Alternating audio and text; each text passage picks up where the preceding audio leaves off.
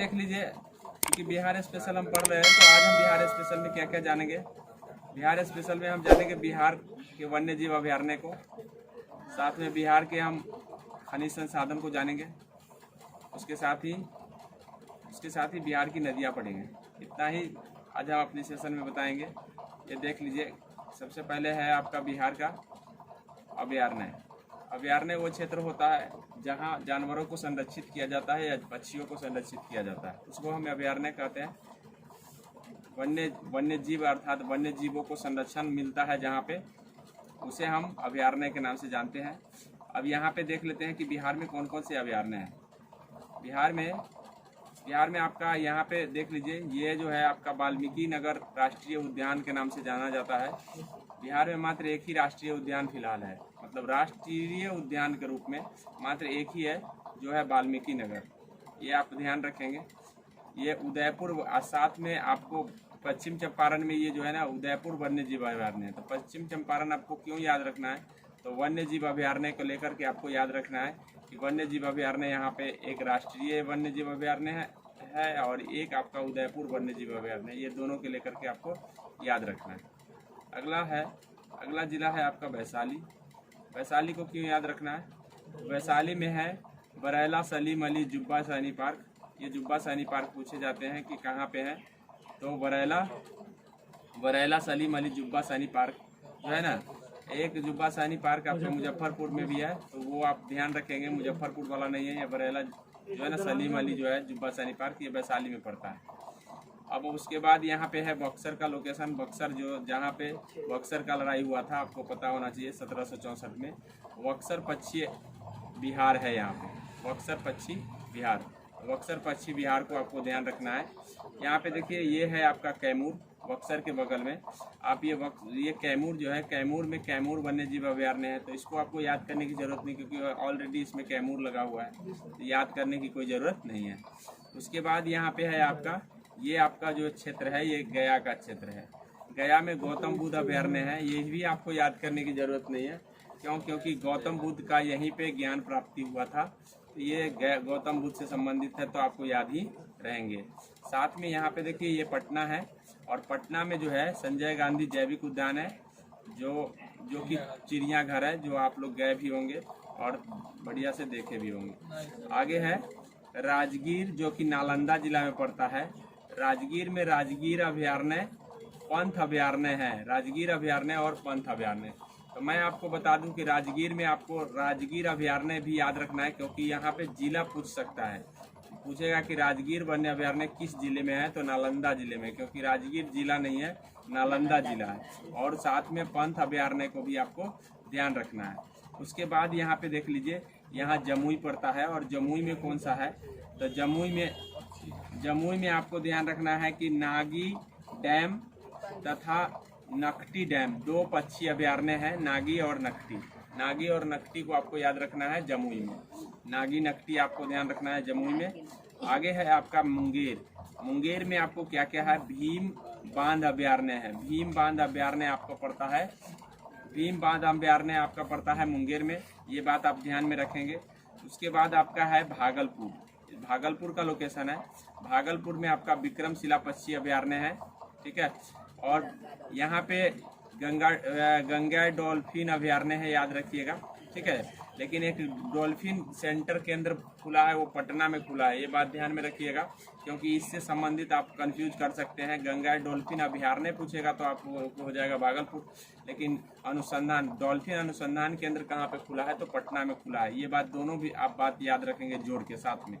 अगला है आपका कटिहार में आपका है गोगाबिल पक्षी अभयारण्य कटिहार में है, ये बात ध्यान रखेंगे। उसके बाद आपका पड़ता है बेगूसराय में कांवर झील पक्षी अभयारण्य है, तो कांवर झील पक्षी अभयारण्य बेगूसराय, और गोगाबिल पक्षी अभयारण्य आपका है कटिहार। तो इतनी बातों से आपको, इतना से ज़्यादा कुछ अगर अभयारण्य से पूछा जा रहा है तो इससे ज़्यादा कुछ पूछे नहीं जाएंगे। इतनी बात आपको बस याद रखना है। 100% है, बिहार के कोई भी एग्जाम देने जा रहे हैं तो वहाँ पे 110% जो है ना ये पूछे जाते हैं अभयारण्य। आगे हम पढ़ेंगे खनिज, कि बिहार में कौन कौन से खनिज है। तो आप देखें बिहार का लोकेशन अगर आप देखते हैं तो ये आपका बिहार है, और ये बिहार में आप जान लीजिए कि अगर बिहार को 2 भागों में डिवाइड कर दे तो ये उत्तर बिहार हो जाता है, नीचे दक्षिण बिहार। तो खनिज की प्रधानता बिहार में, दक्षिण बिहार में काफ़ी मात्रा में है, ये बात आप समझ लीजिए। खनिज मात्र थोड़ा सा अगर खनिज उत्तर बिहार में है तो थोड़ा यहाँ पे है और यहाँ पे, बस इसके अलावा खनिज कहीं नहीं है, क्योंकि बिहार का पूरा उत्तर बिहार जो है ना मैदानी भाग है, जहाँ पे कोई चट्टान नहीं मिलते हैं, इसी कारण से कोई खनिज नहीं प्राप्त होते हैं। मात्र उत्तर बिहार में कौन से खनिज प्राप्त होते हैं, तो उत्तर बिहार में मात्र एक खनिज है सोरा, ये प्राप्त होंगे। तो आपको उत्तर बिहार का कोई भी जिला होगा और सोरा अगर दिया रहेगा तो समझ जाइए कि वो उत्तर बिहार में ही मिलते हैं। साथ में एक बेगूसराय यहाँ पे मिल रहा है सोरा, आप ये भी बात ध्यान में कर लेंगे। बस बेगूसराय के अलावा कहीं सोरा नहीं मिलता है, ये ध्यान में कर लीजिए। अब हम बात कर लेते हैं दक्षिण बिहार की। तो दक्षिण बिहार में चलते हैं। थोड़ा दक्षिण बिहार में खनिज के लिए इम्पोर्टेंट है। जैसा कि आपको पता होगा कि हमारा बिहार 15 नवंबर 2000 को बिहार झारखंड को अलग कर दिया, ठीक है। तो उसके बाद जितना भी खनिज था सब झारखंड में चला गया। ये एरिया टोटल झारखंड वाला है, और झारखंड से सटे एरिया जो है ना खनिज वाला है बिहार का। बस इतना ही बिहार में खनिज है। देख लेते हैं कि बिहार में कौन कौन से खनिज पाए जाते हैं। तो मैं एक बगल से चर्चा कर दे रहा हूँ कि ये जो है आपका देख लीजिए कैमूर है। कैमूर में चूना पत्थर मिलता है, याद रखिएगा। कैमूर में क्या मिलेंगे? चूना पत्थर। बगल में रोहतास है। रोहतास में अगर यहाँ कैमूर में चूना पत्थर है तो यहाँ भी चूना पत्थर मिलेंगे ही। साथ में यहाँ पे पायराइट मिलता है। उसके बाद डोलामाइट मिलता है। उसके बाद गंधक मिलते हैं। पायराइट, डोलामाइट और गंधक याद रखिएगा। पायराइट कई बार एग्जाम में पूछा गया है कि बिहार के किस जिले में पायराइट पाया जाता है, तो रोहतास में। पायराइट को आपको ध्यान रखना काफ़ी ज़रूरत है। और उसके बाद आपको ध्यान रखना है डोलामाइट और गंधक और डोलामाइट अभी तक तो नहीं पूछे गए हैं, लेकिन पायराइट पूछे गए हैं कई एग्जाम में। आगे बोला है कि औरंगाबाद में कौन से खनिज है, तो कोयला है। तो बिहार में कोयला मात्र एक ही जगह है और वो है औरंगाबाद, आपको ध्यान रखना है। गया में आपको है, तो गया में क्या क्या मिल रहा है, तो यूरेनियम जो खाने हैं गया में है, अभ्रक है गया में है, उसके बाद है लिथियम है गया में है। गया जो है ना काफ़ी महत्वपूर्ण है खनिज के दृष्टि से, क्योंकि यूरेनियम का प्रयोग जो है ना काफ़ी महत्वपूर्ण है और लिथियम का भी प्रयोग काफ़ी महत्वपूर्ण है। क्योंकि आजकल के जो इलेक्ट्रिक जो बसें होते हैं या इलेक्ट्रिक जो भी सामान होते हैं सब में बैटरी लगा होता है, और बैटरी जो है निर्माण के लिए लिथियम की ज़रूरत होती है। बिना लिथियम के हम बैटरी का निर्माण नहीं कर सकते हैं। इसीलिए लिथियम जो है ना ये गया महत्वपूर्ण हो जाता है। ध्यान रखिएगा कि ये लिथियम कहाँ मिल रहा है, तो ये लिथियम आपको मिल रहा है गया में। इतनी बात आप ध्यान में कर लीजिए। अब आगे अगला जिला है आपका नवादा। यहाँ नवादा पड़ता है। नवादा में क्या मिलता है? अभ्रक। थोड़ा सा अभ्रक की बात कर ले तो अभ्रक गया में भी है और अभ्रक जो है ना नवादा में भी है। तो ये अभ्रक का होता क्या है, तो ये अभ्रक को जो है ना हम बिजली के तार के रूप में हम प्रयोग करते हैं, ठीक है। बिजली के तार में ऊपर से कवर बनाने के लिए करते हैं, याद रखिएगा। क्योंकि कवर, इसका जो कवर होगा वो जल्दी किसी गला नहीं पाता है, इसीलिए ज़्यादातर यूज इसका किया जाता है। तो ये अभ्रक कहाँ कहाँ मिल रहे हैं? गया में और नवादा में। ये दोनों पड़ोसी ही हैं, इसके बाद नहीं मिल रहा है।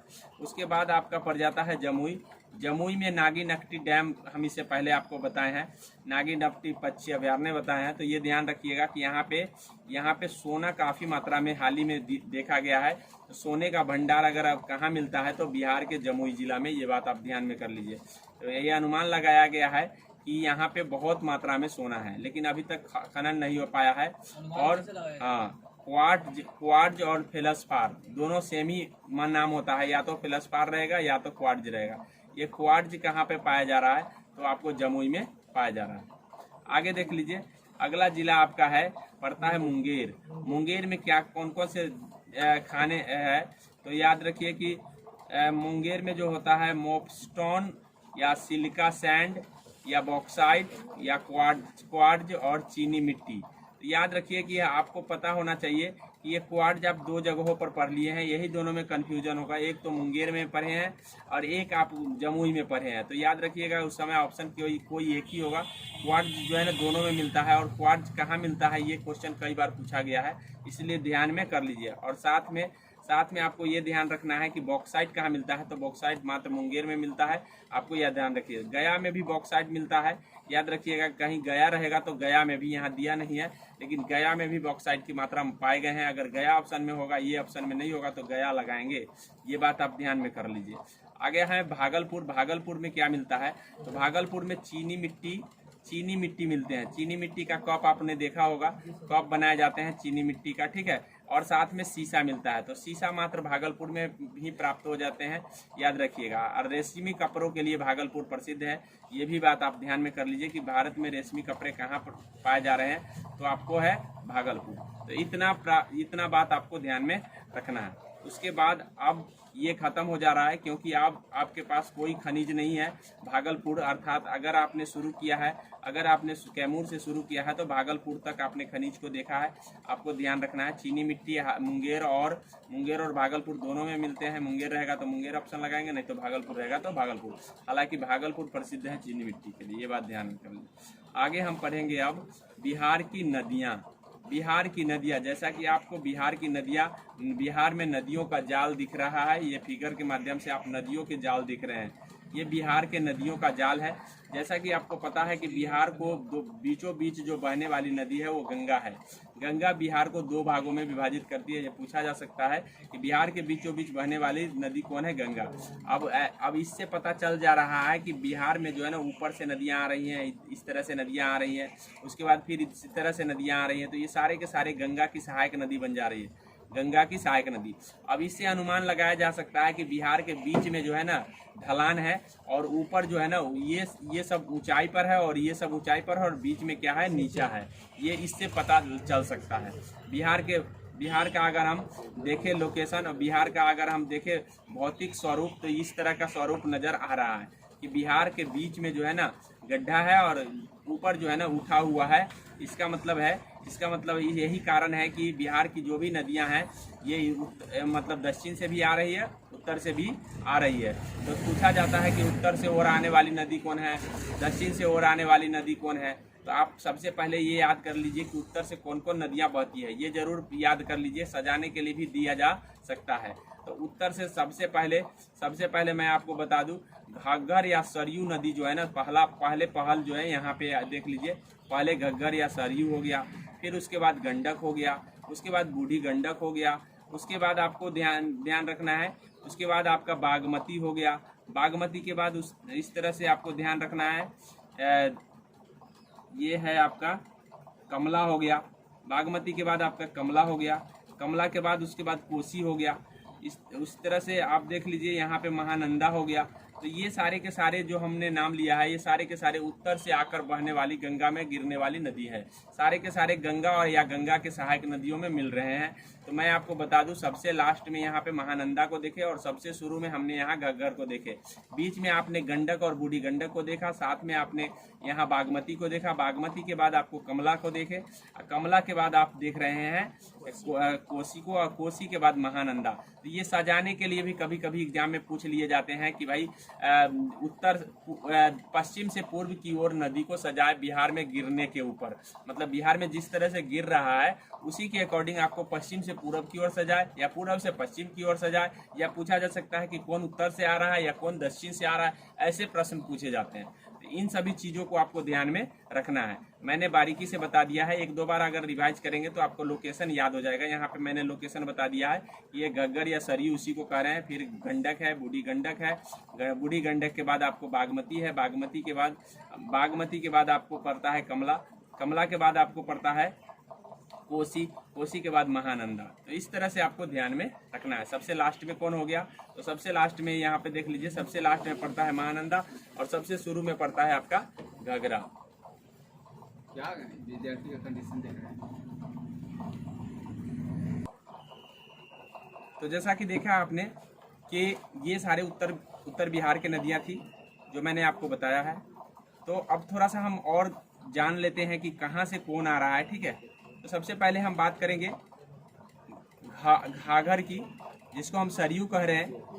ये पूछा जाता है कि कहाँ से निकल कर आ रहा है, तो ये जो निकल कर आ रहा है तिब्बत के पठार से। तिब्बत के पठार के एक जगह का नाम है मापचाचुंगो, ठीक है।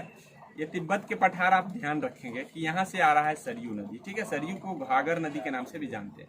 संगम मतलब कहाँ पे ये मिल जा रहा है गंगा से, तो गंगा का संगम आपको ध्यान रखना है सारण में है, ठीक है। सारण ध्यान रखना है कि घाघर नदी जो है या सरयू नदी सारण में आके मिल जा रहा है, ठीक है। उसके बाद लंबाई आपका ज्यादा मैटर नहीं रखता है। बड़े एग्जाम में जाते हैं तो हो सकता है कि पूछ सकता है बिहार में प्रवेश जो है बिहार में जो है ना प्रवेश कहाँ कर जा रहा है, तो सिवान में कर जा रहा है। ये बात ध्यान में कर लीजिए। तो इस तरह से आपको ध्यान में रखना है कि प्रवेश तो सिवान में ही हो जाता है, लेकिन ये सारण में गंगा में मिलता है। तो ये दो पॉइंट आपको ध्यान में रखने हैं, आपको किसके लिए, सरयू के लिए, ठीक है। आगे हम आप बात करेंगे आपको गंडक की। गंडक की बात कर लेते हैं। गंडक कहाँ से निकल के आ रहा है, तो गंडक वो नेपाल हिमालय से निकल करके आ रहा है। ये बात ध्यान में रखिएगा कि नेपाल के हिमालय से निकल कर आने वाली नदी गंडक है। और ये गंगा कहाँ मिल जा रहा है, तो पहलेजा घाट आप सुने होंगे, वहीं पे संगम इसका है नदी गंगा से, ठीक है। और इसकी टोटल लंबाई 640 है। 640 आपको ध्यान नहीं रखना है, आपको संगम और उद्गम दो चीज आपको 100% मस्टली याद रखना है। आगे देख लीजिए उद्गम। बूढ़ी गंडक आपसे पूछेगा कि बूढ़ी गंडक का उद्गम कहाँ है, तो बूढ़ी गंडक बिहार में ही उद्गम होता है इसका। कहाँ पे, तो सोमेश्वर पहाड़ी पड़ता है, ठीक है।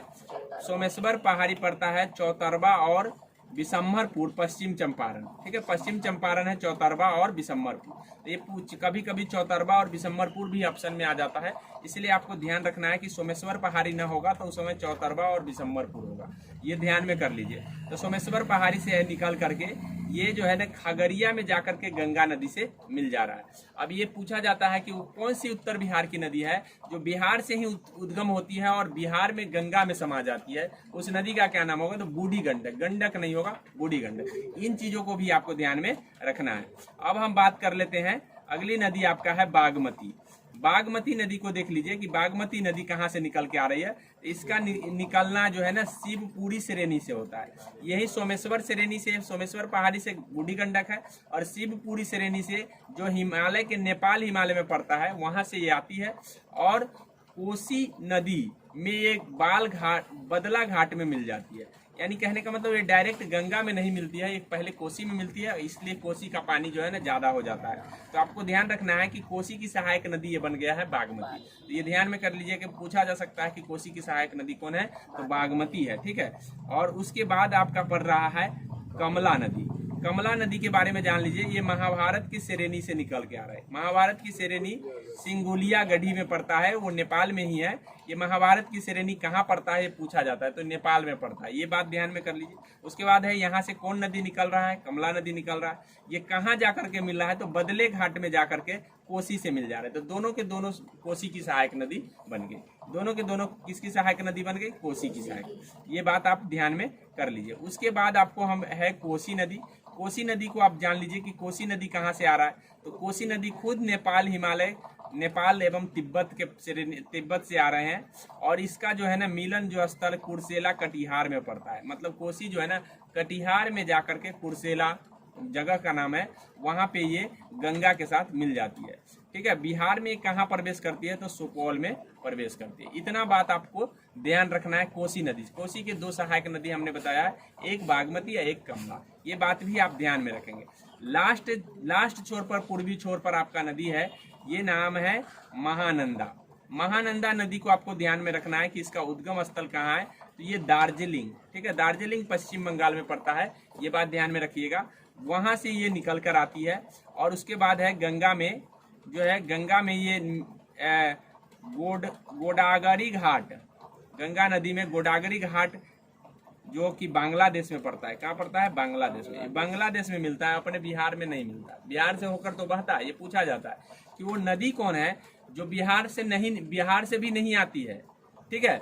और साथ में बिहार में गंगा में नहीं मिलती है, लेकिन बिहार में बहती है। नदी का नाम क्या है, महानंदा। ऐसे पूछा जाता है। तो आपको इस तरीके से अगर आप पढ़ लेते हैं तो हमारे ख्याल से कंफ्यूजन नहीं रहेगा, क्योंकि महानंदा कहाँ से, पश्चिम बंगाल से आ रहा है निकल। और बिहार में किशनगंज में प्रवेश करता है सर। बिहार में तो प्रवेश करता है ना, बिहार में बहता है, लेकिन गंगा में नहीं मिल रहा है। गंगा में ये बांग्लादेश में जाके मिल जा रहा है, ठीक है। गंगा में कहाँ मिल जा रहा है? ये दार्जिलिंग से निकल के आती है और गंगा में मिलने के समय ये बांग्लादेश में चली जाती है, तब मिलती है गंगा से। मतलब बिहार में नहीं मिल रही है, प्रवेश तो कर रही है ना, बिहार में प्रवेश तो कर रही है ना, किशनगंज में प्रवेश कर रही है, और प्रवेश करने के बाद बिहार में बहती हुई बिहार में गंगा नदी में नहीं मिला, ये मिला बिहार से बाहर जाकर के गंगा नदी में मिल गया, बांग्लादेश में जाकर के, मतलब अपने देश में भी नहीं, सीधा दूसरे देश में जाकर के मिलता है। दूसरे देश में गंगा बांग्लादेश में भी बह रहा है हल्का। अब आगे देख लीजिए, अगला है आपका गंगा नदी। ये गंगा नदी है, जैसा कि आपको पता है कि ये गंगा नदी है। अब गंगा नदी का प्रवाह पूछा जाता है, याद रखिएगा कि गंगा नदी का प्रवाह किस दिशा से किस दिशा की ओर है। तो आप देखिए यहाँ ये दिशा पश्चिम है, पश्चिम से पूर्व की ओर, ठीक है, पश्चिम से पूर्व की ओर गंगा नदी होती है। इधर से इधर नहीं आती है, बल्कि इधर से आ रही है और इधर से आकर के और इधर बांग्लादेश में प्रवेश कर जाती है, और बांग्लादेश में प्रवेश करने के बाद इधर से आ रही है ब्रह्मपुत्र नदी और यहाँ बांग्लादेश में मिल जाता है, और ये दोनों को मिलन को हम कहते हैं मेघना, मेघना के नाम से जानते हैं। तो गंगा और ब्रह्मपुत्र के संगम को हम मेघना वहाँ पे नाम रख देते हैं। तो इतना बात आपको ध्यान रखना है। चलिए गंगा का इन्फॉर्मेशन थोड़ा पढ़ लेते हैं कि गंगा का इन्फॉर्मेशन क्या है। गंगा में आपको ध्यान रखना है कि गंगा का उद्गम कहाँ से हुआ है। तो मैं आपको बता दूं कि गंगा जो है ना गंगोत्री गोमुख, गंगोत्री गोमुख पड़ता है उत्तराखंड में, वहां से गंगा निकलती है, गोमोत्री गोमुख। और ये गंगा जो है वहां से निकल करके ये जो है संगम जो है ना बंगाल की खाड़ी में इसका संगम होता है, जैसा कि मैंने बताया कि बंगाल की खाड़ी में गिर जाता है। बिहार में प्रवेश कहाँ पर करता है? तो बक्सर के चौसा में प्रवेश करता है, ये पॉइंट आपको याद रखना है। बिहार से बाहर कहाँ होता है? तो कटिहार में हो जाता है, ठीक है। बिहार में कितना बहता है? तो 445 अर्थात 445 आपको याद रखना जरूरी है, क्योंकि ये पूछा जा सकता है कि गंगा कितना डिस्टेंस कवर करती है बिहार में। तो 445 किलोमीटर, 445 याद रखेंगे। 445 में कभी कभी 454 ऑप्शन में आ जाएगा तो समय कंफ्यूज हो जाइएगा, इसलिए सीधा याद रखिए 445, ठीक है। कुल जिले कितने से गुजरती है? तो कुल 12 जिले से गुजरती है। तो इतना बात आपको गंगा से याद रखना। तो मैंने उत्तर बिहार को कवर करा दिया। अब चलते हैं दक्षिण बिहार की। जैसा कि आपको पता है कि ये सारे जो है ना दक्षिण बिहार की नदियां हैं। ये नदी है कर्मनासा हो गया, उसके बाद आपका सोन हो गया, उसके बाद आपका हो जाएगा सोन के बाद पुनपुन हो गया, पुनपुन के बाद फल्गु हो गया, फल्गु के बाद आपको हो जाएगा क्यूल नदी हो गया, और क्यूल के बाद अजय नदी हो गया।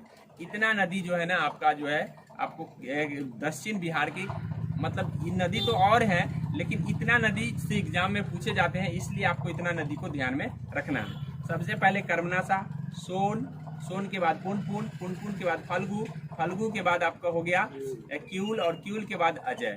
इतनी नदी है जो दक्षिण बिहार में बह रही। तो पूछा जाता है कि निम्न में कौन दक्षिण बिहार की नदी है। सिंपल भाषा में अगर पूछा जाए सिंपली, तो आपको उस समय ऑप्शन 3 उत्तर बिहार के रहेंगे, 1 दक्षिण बिहार के रहेंगे, उस समय काउंट करना है। या हो सकता है ऐसे पूछ सकता है कि कौन दक्षिण बिहार की नदी नहीं है, तो 3 रहेंगे आपको दक्षिण बिहार के, 1 रहेंगे उत्तर बिहार की नदी, तो उस समय आपको चुनना पड़ता है। बस ये लोकेशन, ज्योग्राफी हम जब पढ़ रहे हैं तो ये लोकेशन से ही ज्यादातर पूछे जाते हैं, इसीलिए लोकेशन ध्यान रखना जरूरी है, इसीलिए हमने मैप से आपको पढ़ा दिया। आगे देख लीजिए, आगे कर्मनासा की बात कर ले रहे हैं कि कर्मनासा का उद्गम कहाँ है। तो ये कैमूर पर्वत से निकलकर, ठीक है, और कैमूर में बिहार में प्रवेश करता है और गंगा नदी में चौसा के पास मिल जाता है। जैसा कि चौसा को आपको गंगा नदी भी मिलता है और चौसा के पास कर्मनासा नदी भी मिलता है। कर्म को नाश करने वाले कर्मनासा नदी कहलाता है, ठीक है। आगे देख लीजिए, आगे आपको मैं बता दूं कि सोन नदी है। अब सोन नदी जैसा कि मैं बता दिया हूं, इससे पहले मैं आपको बताया हूं कि सोन नदी जो है ना मध्य प्रदेश में उद्गम है इसका, अमरकांटक श्रेणी से, मध्य प्रदेश के अमरकांटक श्रेणी से, ठीक है। अब ये मैकाल पर्वत पड़ता है, मैकाल पर्वत पड़ता है। मैकाल पर्वत में अमरकांटक श्रेणी है, उस श्रेणी से ये निकल कर आता है। ये बात आप ध्यान में कर लीजिए। अब एक बात मैं आपको बता दूं कि यहाँ जब मध्य प्रदेश है तो मध्य प्रदेश में एक नदी इधर चला गया है और एक नदी अमरकांटक से इधर आ गया है। तो यही नदी सोन नदी कहलाया, इधर आने वाला, इस दिशा में आने वाला सोन नदी कहला गया और इस दिशा में जाने वाला नर्मदा नदी कहला गया। तो नर्मदा और सोन दोनों एक ही जगह से निकल रहा है। एक चल जा रहा है बंगाल की खाड़ी, अरब सागर की ओर, और एक चल जा रहा है गंगा नदी में जाके मिल जा रहा है। तो ये पूछा जाता है, आप इस बात को ध्यान में कर लीजिए लोकेशन से। अब हम आपको बता दें, अगली नदी जो है ये गंगा नदी पटना के पास जो है ना, कहाँ जा करके बोला है कि पटना के पास जाकर के कहाँ मिलता है, पटना के पास जाकर के संगम इसका है, ये ध्यान में रखिए। ठीक है। पूछा जाता है कि सोन नदी का संगम कहाँ है, तो पटना में। ठीक है, सोन नदी का संगम कहाँ है, पटना में। ये बात आप ध्यान रखें। प्रवेश कहाँ करता है, रोहतास में। प्रवेश और संगम ये याद रखना जरूरी है, उद्गम भी याद रखना, 3 चीज याद रखना है। उसके बाद लोकेशन तो आपको मैंने बता ही दिया। अगला नदी आपका आ जाता है पुनपुन। ठीक है, पुनपुन छोटा नागपुर, पठार, पलामू से निकलता है, झारखंड में पड़ता है छोटा नागपुर। ठीक है, और फतुहा के पास मिल जाता है। तो पुनपुन को आप ध्यान रखिए, कई बार पूछा गया है कि पुनपुन नदी जो है ना कौन फतुहा के पास मिलता है, तो फतुहा के पास आपको पुनपुन नदी मिलता है। और साथ में आपको ये ध्यान रखना है, आप ये देख लीजिए फल्गु नदी। फल्गु नदी को हम निरंजना और मोहना निरंजना नदी के नाम से भी हम इसको जानते हैं, याद रखिएगा। निरंजना और मोहना के संगम गया में इसका संगम है। ठीक है, ये बात आप ध्यान रखिएगा कि ये जाकर के निरंजना और मोहना में जाकर के मिलता है, ये गंगा में जाकर नहीं मिलता है। मतलब इसका संगम कहाँ है, गया में, और इसका संगम कहाँ है, फतुहा में। तो गया और फतुहा को याद रखिएगा। फतुहा पटना में पड़ता है। आगे है किउल नदी। किउल जो है ना तीसरी पहाड़ी श्रेणी गिरिडीह झारखंड से आता है। किउल भी झारखंड से आया, जैसा कि आपको पता है कि इधर झारखंड है तो झारखंड से आएगा। ठीक है, गंगा नदी सूरजगढ़ लखीसराय में जाकर के मिल जाता है। तो आपको सूरजगढ़ लखीसराय में याद रखना है कि ये जो किउल नदी है कहाँ जाकर मिल रहा है, तो सूरजगढ़ लखीसराय। उसके बाद है अजय नदी। अजय नदी जो है ना देवघर झारखंड से आ रहा है और भागीरथी नदी में पश्चिम बंगाल में जाके मिलता है। तो पूछा जाता है कि कौन सी नदी दक्षिण भारत की नदी है, दक्षिण बिहार की नदी है जो बिहार में नहीं मिलती है गंगा से। ये कहाँ जाकर मिलती है, ये पश्चिम बंगाल में जाकर के भागीरथी नदी से मिल जाती है। तो ये आप ध्यान रखिए। इस तरह से मैंने पूरे नदी के बारे में आपको बता दिया है। आप इतना याद रखते हैं तो आपको नदी से प्रश्न अगर बिहार से आते हैं तो छूटेंगे नहीं।